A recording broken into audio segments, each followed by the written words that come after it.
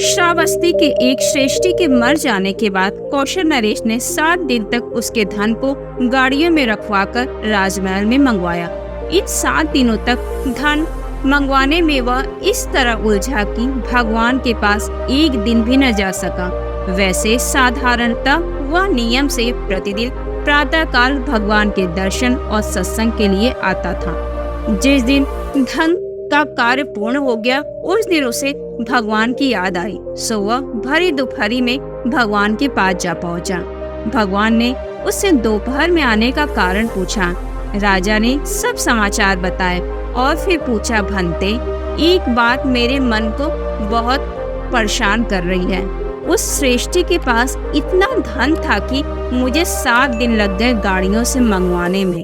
बड़ी मुश्किल से उसके धन को राजमहल में ले आ पाया हूँ। फिर भी वह रूखा सूखा खाता था, फटा पुराना पहनता था और टूटे हुए जरा जीर्ण रथों पर चलता था।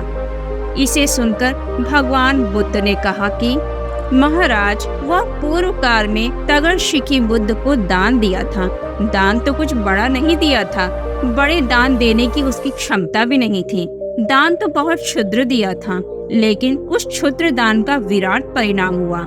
उस दान के ही फलस्वरूप उसे इतनी धन संपत्ति इस जीवन में मिली। दान तो उसने थोड़ा ही दिया था, पर दान देकर पीछे पछताया बहुत था कि यह मैंने क्या भूल कर दी और किसकी बातों में आ गया।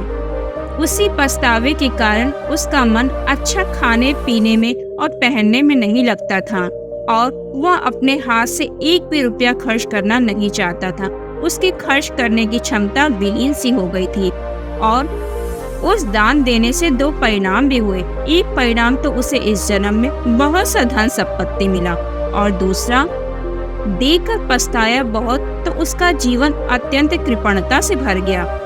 इतना कि खुद भी खा नहीं सकता था, कपड़े नहीं पहन सकता था, महाकंजूस हो गया था केवल पछतावे के कारण। इसने संपत्ति के लिए ही अपने भाई के मरने पर उसके इकलौते बेटे को भी जंगल में ले जाकर मार डाला था, जिसके परिणाम स्वरूप उसे स्वयं संतान पैदा नहीं हुई। उसके बांझ रह जाने का यही मूल कारण था। इसीलिए इस समय मरकर वह नरक में उत्पन्न हुआ है, क्योंकि पुराना किया हुआ पुण्य सारा समाप्त हो गया और उसने कोई नया पुण्य किया ही नहीं। तब राजा ने भगवान की बात सुनकर कहा, भंते, उसने बड़ा बुरा कर्म किया जो आप जैसे बुद्ध के पास ही विहार करते रहने के कारण भी कुछ भी दान न दिया, न धर्म श्रवण किया, न अपनी संपत्ति का कोई सदुपयोग किया, कोई पुण्य न कमाया और सब छोड़कर अंततः मर ही गया। बुद्ध हंसे और बोले, ऐसे ही महाराज बुद्धिहीन पुरुष धन संपत्ति पाकर भी निर्वाण की तलाश नहीं करते हैं और धन संपत्ति के कारण उत्पन्न तृष्णा उनका दीर्घ काल तक हनन करती रहती है। परमात्मा तो सभी को एक समान देखते हैं। लोग कहते हैं पहले धन कमा ले, पहले पद कमा ले, पहले बेटे की शादी कर ले, बच्चे बड़े हो जाएं, घर सब संभल जाए, फिर प्रभु भजन में लगेंगे। लेकिन न कभी घर संभलता पूरा, क्योंकि एक समस्या से दूसरी उठती चली जाती है। बच्चों का विवाह हो जाता है तो उनके बच्चे खड़े हो जाते हैं। अब इन बच्चों का विवाह करना है, अब इनकी चिंता पकड़ने लगती है। यहाँ उलझने कभी समाप्त नहीं होने वाली। जिंदगी में कभी ऐसे थोड़े ही होता है जैसे फिल्मों में होता है दी एंड। यहाँ कभी ऐसा होता ही नहीं कि खत्म हो गई कहानी इतिश्री। यहाँ तो जिंदगी चलती रहती है। तुम खत्म भी हो जाओगे, जिंदगी चलती चली जाती है। तुम कई बार खत्म हो गए और जिंदगी चलती रही। जिंदगी कभी भी खत्म नहीं होती। व्यक्ति आते हैं और चले जाते हैं और जिंदगी यूं ही बहती रहती है।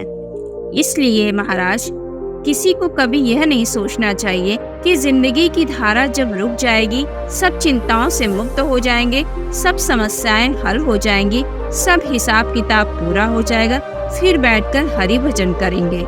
फिर तुम हरि भजन नहीं करोगे, तुम्हारी लाश चलेगी, दूसरे लोग हरि भजन करेंगे। राम नाम सत्य है, वह दूसरे लोग हरि भजन करेंगे, वह भी तुम्हारे लिए कि बेचारा खुद तो नहीं कर पाया, अब इसको मरघट पहुंचाने तक तो कर दो। हालांकि अब लाश ही पड़ी है, वहाँ कोई सुनने वाला भी नहीं है। तुम तो गंगा भी नहीं जा पाओगे। जब मर रहे होगे तो दूसरे बोतलों में बंद गंगा जल तुम्हारे मुंह में डाल देंगे। तुम गटक भी न पाओगे, आधा तो बाहर ही बह जाएगा। अब तो गटकने की भी क्षमता खत्म हो जाएगी। यही बुरी स्थिति हुई उस महाराज की। धन ढोते वक्त इसने यह न सोचा कि 7 दिन हो गए। मैं रोज सुबह जाता था बुद्ध के प्रवचन सुनने, रोज सत्संग करने, दर्शन करने। 7 दिन में फुर्सत न मिली। धन में ऐसा उलझा, और वो भी दूसरे का धन, अपना भी नहीं। और यह भी देख रहा है कि दूसरा मर गया सब छोड़कर। ऐसे ही तो मैं भी मर जाऊंगा एक दिन। दोस्तों, अगर सुबह का भूला सांझ भी घर आ जाए तो भूला नहीं कहा जाता। अगर एक पल भी बाकी है तुम्हारे जीवन का और निश्चित ही अभी जीवित हो, तो यह पल काफी है। आने वाले पल की कोई बात नहीं, यह पल तो तुम्हारे हाथ में है। यह पल भी अगर पूरी तरह से अपने आप को देखने में लगा लो तो रूपांतरण का पल हो जाए। एक क्षण में संसार मिट सकता है और परमात्मा सामने हो सकता है। गहन तीव्रता चाहिए, सब दांव पर लगाने की क्षमता चाहिए। जो समय बीत गया उनके लिए बैठकर कभी रोना नहीं चाहिए। अब तो जो बीत गया सो बीत गया। अब रोने में हमें अपना इस समय भी नहीं गंवाना चाहिए। तो दोस्तों, हमारी आज की कहानी आपको कैसी लगी? अगर पसंद आए तो अपने दोस्तों को शेयर करना ना भूलें तथा हमें कमेंट बॉक्स में लिखकर जरूर बताएं।